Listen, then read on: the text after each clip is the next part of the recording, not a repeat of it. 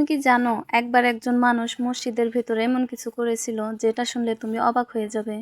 কিন্তু রাসূল সাল্লাল্লাহু আলাইহি ওয়াসাল্লাম যা করলেন তা বদলে দিল সেই মানুষের জীবন।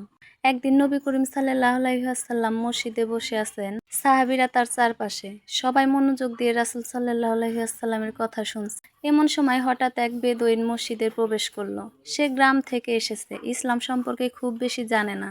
হঠাৎই সে মসজিদের এক কোণে দাঁড়িয়ে প্রস্রাব করতে শুরু করলো। সবাই হতভম্ব। সাহাবীরা রাগে দাঁড়িয়ে পড়লেন, কেউ চিৎকার করে উঠলেন, এই তুমি কি করছো? এটা তো আল্লাহর ঘর। কিন্তু রাসূল সাল্লাল্লাহু আলাইহি ওয়াসাল্লাম হাত তুলে বললেন, তাকে থামিও না, তাকে শেষ করতে দাও। সবাই অবাক হয়ে তাকিয়ে রইল।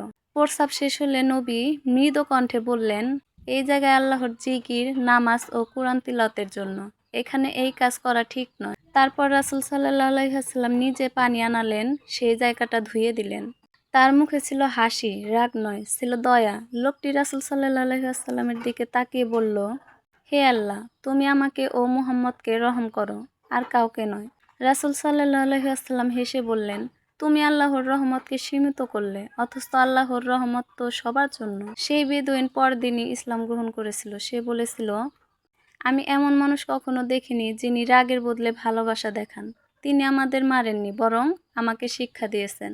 এই হলো ইসলামের শিক্ষা, রাগ নয় ক্ষমা, ঘৃণা নয় ভালোবাসা।